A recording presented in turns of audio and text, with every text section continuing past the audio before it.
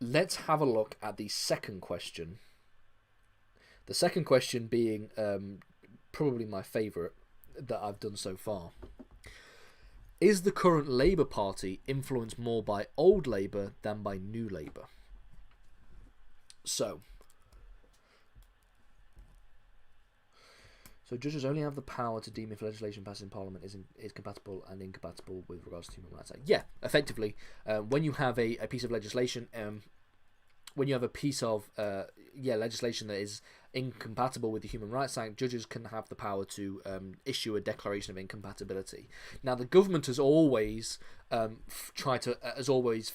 this kind of declaration of incompatibility whenever the Supreme Court has said that this rule or this law is incompatible. Don't be fooled into thinking that this police and crime bill is the first time a government has tried to break its own rules when it comes to the Human Rights Act. Following 9/11 and a number of terrorism pieces of terrorism legislation, there have been going back and forth all the time on whether or not certain rules and provisions are in breach of the Human Rights Act. If anybody has ever watched, I believe it's on YouTube, if anybody has ever watched, it's a documentary made by the BBC about the Supreme Court. They dedicate an entire section to the back and forth that they had when it came to stay-at-home orders for suspected terrorists, and the Supreme Court basically said every single time these are a violation of the Human Rights Act, and the Labour government at the time always backed down. Let me just link it. It's a very interesting documentary anyway. Supreme Court documentary. Let's have a look before we look at this. If anybody's got any points to make about this Labour question, feel free to put them in the chat, because it's good. It's very fun. It's a very fun question to look at. So this is the documentary. If anybody wants to watch that, but yeah, there are countless cases of the government conceding to the the Blair government completely ignored it. Well, the Blair government didn't completely ignore it, really. What happened is the Supreme Court argued. So at first, the government suggested that they would be suspected terrorists would have stay-at-home orders of more than 24 hours, of up to 24 hours or 18 hours a day or whatever, and the Supreme Court ruled that was incompatible with the Human Rights Act, and it went back and forth. On the most part, for most of the time, the government tends to back down when it comes to being accused of human rights violations, because don't forget there is a difference between what is legally allowed when it comes to parliamentary sovereignty, what Parliament's legal sovereignty is, which is to do whatever it wants. But then there's a difference between the legal sovereignty and its political sovereignty, because Parliament might be able to legally repeal the Human Rights Act, but for the most part that would be seen as political suicide, so it would be difficult to do. Yes, they were miles away from home on an 18-hour lockdown. Basically, yeah.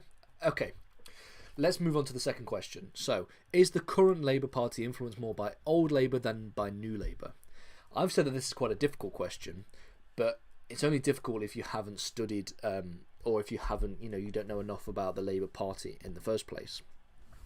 So it should be noted, I think anyone who wants to answer this kind of question, they should note that the current Labour Party is really a product of both old Labour and new Labour principles and people. There is a mix between the two.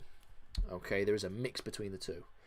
And so it's important that we recognise that the Labour Party right now is neither old Labour or new Labour. There's actually a conflict that's going on right now, and it has been going on for the last, ever since Starmer was elected leader. New Labour because they got rid of clause. Yeah, that's a good point. That's a good point. We will be getting onto this. Clause 4, yeah. I was wondering what you were thinking, which clause we were talking about then. So, which one is the most influential at the moment? Okay, that's the question, and we can really link this, and we can really break this up by looking at the, the different the different leaders of each party, okay, of each era of Labour almost. So we can generally try to define New Labour as something that took place in a period, beginning with the product of Blair's victory in 1997, and going all the way through. Really, leaders like Blair, Brown and Starmer undoubtedly would be linked to the views of New Labour, with the idea of New Labour. So we have Tony Blair being elected in 1997, the largest majority in history. Okay, he goes on for a few years, for a couple more elections. Brown takes over, as we know, just at the sort of the head of the financial crisis. And then in 2010, we have the election which led to a hung parliament, and we have Cameron and Clegg forming the Tory Lib Dem coalition. And during this time, Labour elects Ed Miliband, who can be really just seen as part of the old Labour tradition. And the old Labour tradition, as we know, seeks to connect the party with its roots. It includes things like traditional Labour policies, such as nationalisation, redistribution of wealth and income and stuff like that. And generally anti-war, these kind of things, anti-foreign intervention, the kind of pro-working class, very pro-unions. All of these things can be linked to old Labour compared to New Labour. Okay. Now, obviously, we can sort of group the two groups.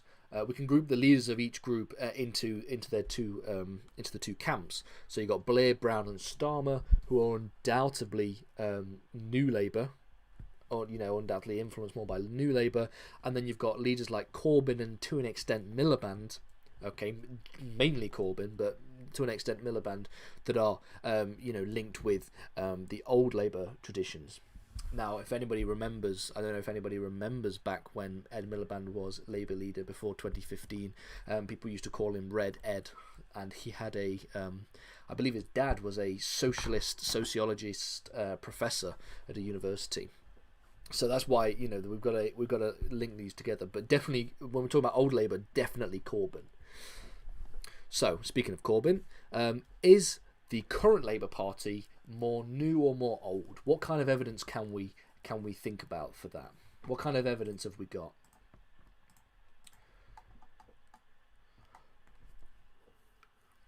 So let me do a couple of things actually.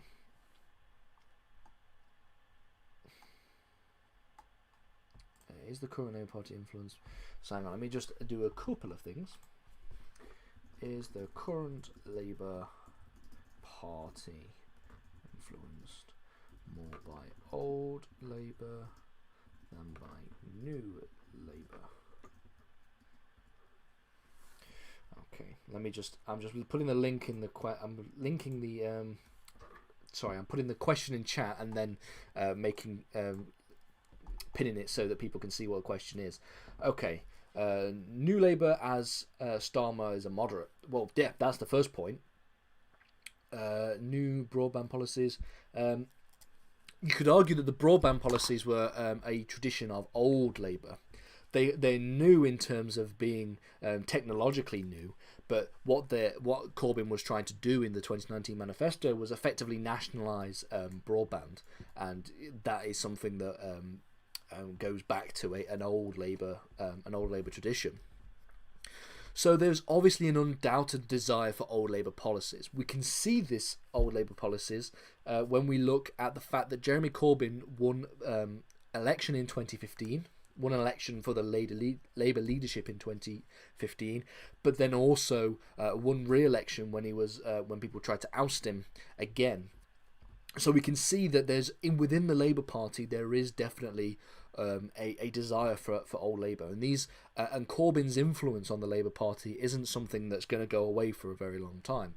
There are still a lot of Labour Corbynite MPs that are in the backbenches of the Labour Party, definitely shouting and screaming all the time. Now, obviously, we could also talk about the fact that old Labour can be the return of old Labour almost can be seen through the election of Ed Miliband. So Ed Miliband isn't as traditional Labour as Corbyn might be. You could make that claim, but it sort of shows the sort of winds of change as Labour was becoming to take more of the old traditional viewpoint.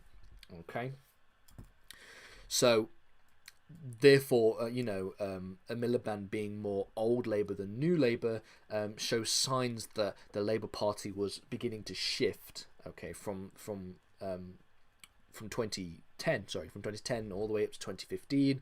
Then we have Corbyn from 2015 to 2019, or just the end of 2020, start 2020, sorry. So from the period between 2015 and 2019, this was one of solid old Labour traditions. Okay, while there was conflict within the party between old and new Labour, okay, with people trying to oust him, every single time they tried to basically get rid of Corbyn, try to get him out, he would win these elections with a large majority. So definitely in this period of time there is a taste for old Labour. However, obviously we can't be talking about Corbyn for this time, because Corbyn hasn't been leader since last year, until for nearly over a year at this point. Okay, and so we have to talk about the influence of Keir Starmer.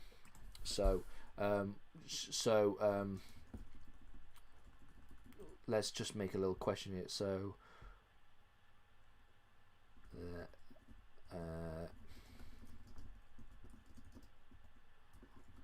what is the influence of Keir Starmer?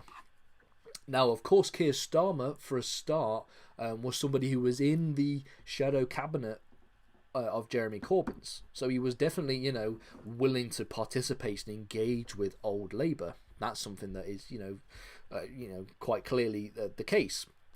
However, we could all definitely argue that Starmer is of the new Labour politics, more of the kind of centrist Labour ideas rather than the left of the party. More old, he was accused of being anti-Semite.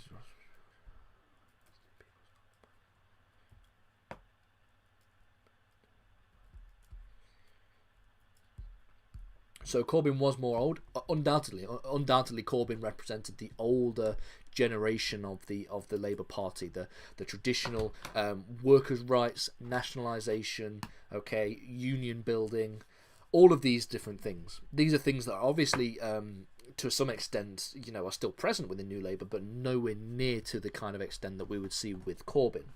Accused of being anti-Semitic, yes, of course. But all he has done is advocating for the rights of the Palestinian people. Starmer, on the other hand, if he's PM, will turn a blind eye. Well, that's a point of political a political question that you can discuss, definitely. So there's no doubt that Starmer has brought Labour Party more towards New Labour since his election in 2020. So we don't just have to talk about the fact that we have these different leaders that have these different ideas that have been elected in these different ways. Okay, I'm just get up some information about the 2020 Labour leadership election, just because I want to see just by how much did Keir Starmer win. So as we can see here, okay, Keir Starmer won the 2020 Labour leadership election by 56.2%. Okay, the person who came second, who was Rebecca Long-Bailey, who was more of the traditional old Labour Corbynite policies, came second with 27.6%, and then Lisa Nandy 16.2%. So you can see that Starmer has a very popular party. Okay, so Starmer won in a landslide. So Starmer won in a landslide in this period of time. So there's undoubtedly a surge for Labour politics, for New Labour politics. We could then talk about Starmer's actions. Okay, so his election to leader of the Labour Party has sparked a war in the Labour Party between the New Labour moderates and the more left-wing side of the party with Corbyn and Rebecca Long Bailey, and the likes of these individuals. Okay, so what can we talk about in reference to anti-Semitism? Because there's no doubt that anti-Semitism played a part in Starmer's decisions when it comes to his attacks on the Labour left. They want a new Tony Blair. Basically, Starmer is trying to represent this kind of new reformed Tony Blair-esque style new Labour politics. So there's undoubtedly the case that right now there is the influence of New Labour quite heavily in the party. But what can we talk about if we're making a reference to the claims of anti-Semitism and the IHRA report? The IHRA report.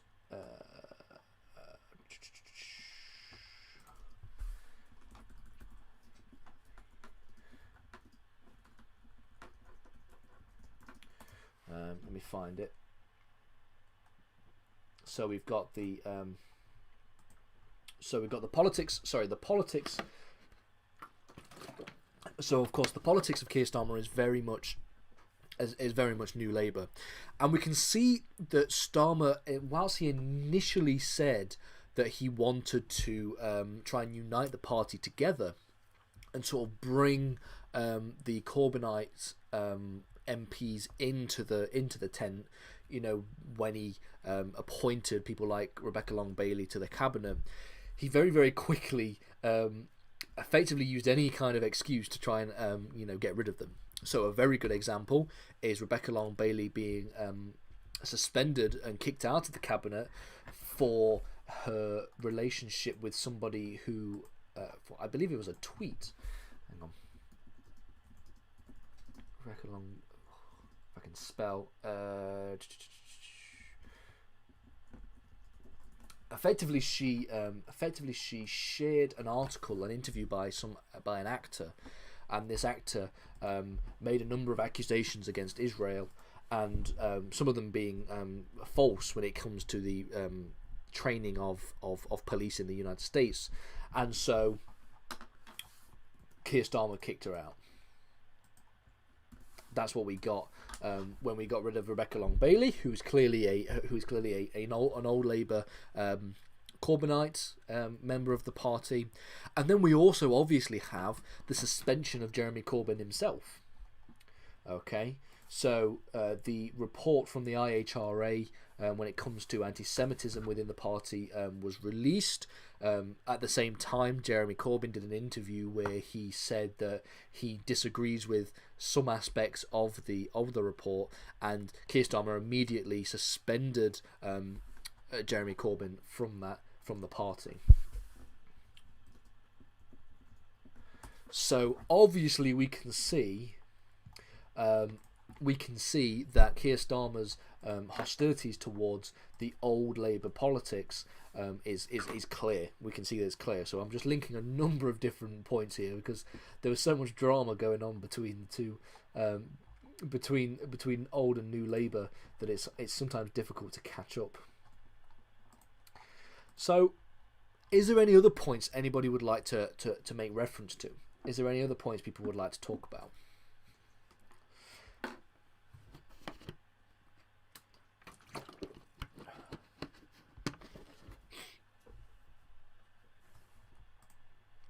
Or maybe even any other questions anybody would like to bring up in general, for politics in general.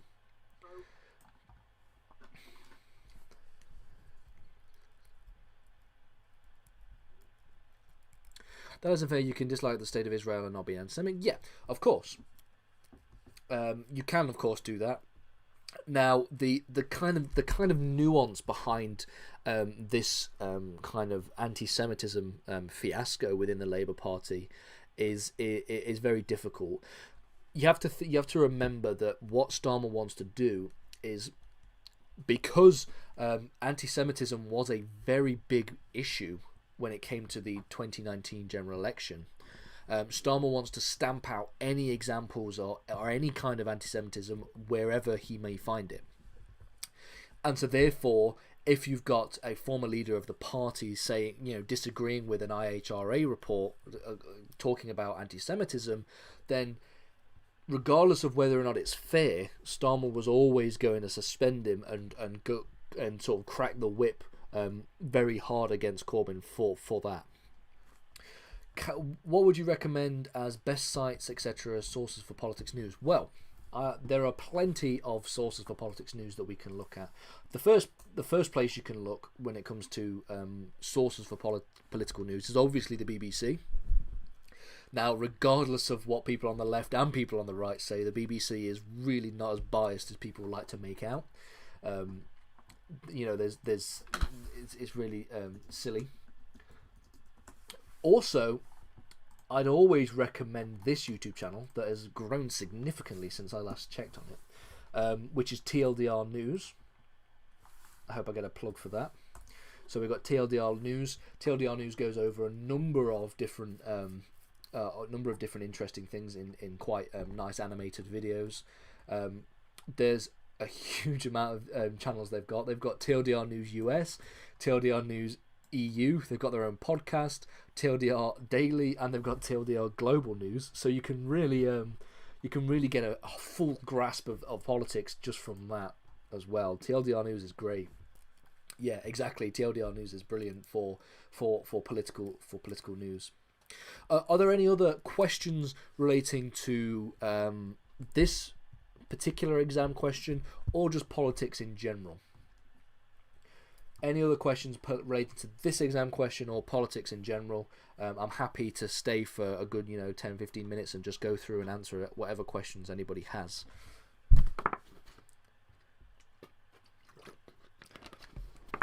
I do realise also that these streams have been quite quick. Normally I try and make them an hour long, so I might actually add another exam question in there. So we do 3. I think next week as well we're gonna move away from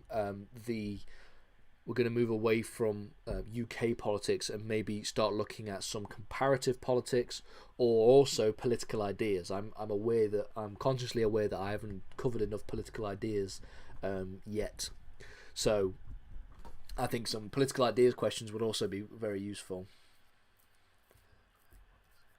The third way Labour. Let me just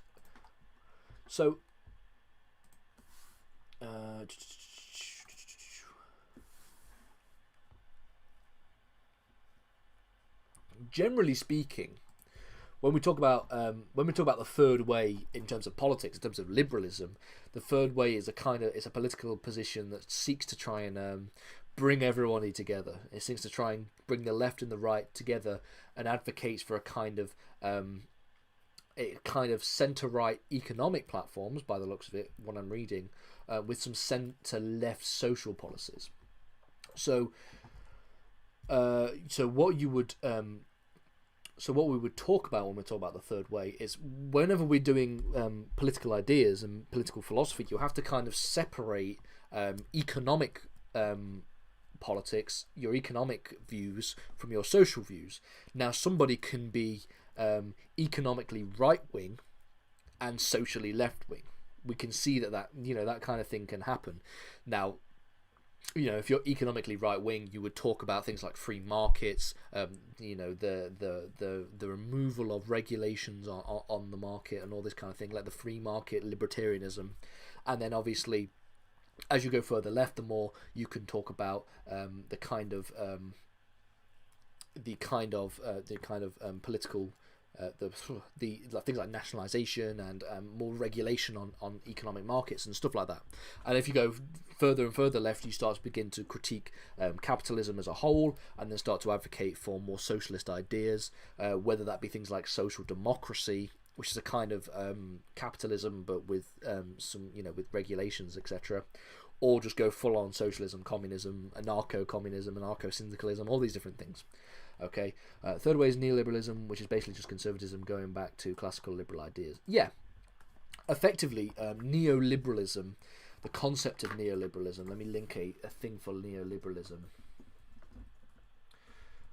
effectively classical liberals these days would align more with conservatives than they would with any kind of liberal Democrat, for example. So neoliberalism has had a number of different terms, but in today's world, we talk about neoliberalism as being almost akin to the kind of libertarian thinking, the kind of Robert Nozick philosophies. So very free markets, freedom of ideas, but that doesn't tend to spill over into the social, because on social issues you can be very left-wing whilst at the same time advocating for free markets and stuff like that, and private property, etc., etc. Would you be able to go over scrutiny of the executive? Absolutely. Absolutely. If anybody wants me to also, instead of just doing exam questions, if anybody would want me to also just go through and do normal lessons, that would also be fine for me as well. I don't mind talking about that. Scrutiny of the executive. Are there any more questions anybody else wants to ask? Any other questions?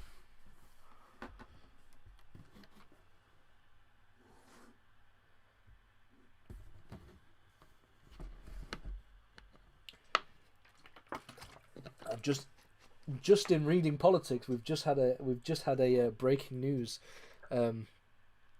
Scotland's First Minister Nicola Sturgeon cleared of breaching the ministerial code over an investigation into complaints against Alex Salmond. So, if anyone wants to, the most cutting edge politics on this channel, we have Nicola Sturgeon cleared of charges. If we get the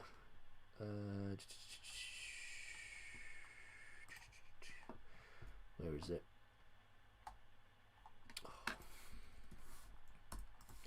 Where is it? I'm just trying to find the actual. There we go. Did not breach the ministerial code. Nicola Sturgeon did not breach the ministerial code. Now, obviously, the convention is that if a politician breaches the ministerial code within the executive, they have to. The general convention is that they resign. And now we know what a convention is. You know, generally the rule is that they resign. However, this convention has been breached quite a lot, especially recently when it comes to Priti Patel's bullying accusations. Definitely breaching the ministerial code, but just deciding not to resign anyway. Because technically, legally speaking, it is the Prime Minister that calls for ministers to resign if they refuse to, and obviously they backed Patel. SNP are having infighting. They're having a lot of infighting, that's true. We've got a lot of problems going on with the SNP at the moment. However, at the moment, she seems to have been cleared of any charges when it comes to breaching the ministerial code, which I'm sure is good for her. So, could I define modern liberalism? Modern liberalism, well, it depends on what we mean. It's hard to define liberalism in general, really. Modern liberalism is really the kind of it combines the kind of ideas of social justice. It tends to be less free market than traditional liberalism, because obviously traditional classical liberalism is linked very heavily with the ideas of people like Adam Smith and David Ricardo, for example, and traditional that they're the kind of traditional free market ideas. Modern liberalism advocates for what's known as a mixed economy. Now, pretty much every economy in the world is a mixed economy.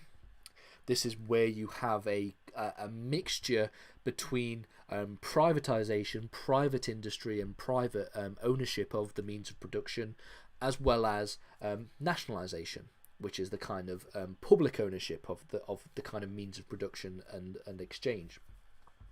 So, for example, the United Kingdom is a mixed economy. It has a number of industries and a number of sectors that are private. There are private businesses and private institutions, but it also has a number of public institutions. Things like the NHS is a very big nationalised industry. So modern liberals advocate for the kind of mixed economy. They advocate for the kind of social justice the kind of on a social level, things like social justice, equality of education, equality of opportunity, women's rights, LGBT rights, racial justice, all these kinds of things. That's how you can define modern liberalism compared to classical liberalism, of course. Any more questions before we finish? It should be noted, also that that modern liberalism is sort of a reaction against free market ideas and the free market capitalism that we have in classical liberalism. If there are no more questions, then I'm happy to finish up. For anybody who's studying A-level history, we're doing a history stream tomorrow at the same time at 4 o'clock. We're going to be covering the Tudors. We're going to be doing Tudors. People voted on whether or not we should do Tudors or Russia, and the people voted for Tudors. I mean, Rawls's idea and those who are inspired by him. Well, Rawls's political philosophy is probably a bit more for the to the scope of the next couple of minutes for me to explain it, but Rawls's philosophy is very, very complicated. It comes from the idea of there being a veil of ignorance, the idea of people being behind this veil of ignorance in an original position, and asking the question, how would you view society? How would you want to view society if you were in this veil of ignorance where you don't know whereabouts you would fit and sit in the kind of social class system? I will be covering Rawls's political philosophy and Rawls's liberal ideas in a video very, very soon. We're going through liberalism at the moment, doing a video a week, and we will get to Rawls very, very shortly. So probably next week or the week after we'll be talking about Rawls. So if you want to just hold on for that video, because there's a lot more to it than what I've just managed to explain. Anyway, thank you to everybody that's turned up. Thank you for everybody that's turned up. Any more questions, leave them in the chat and I'll reply to them on text.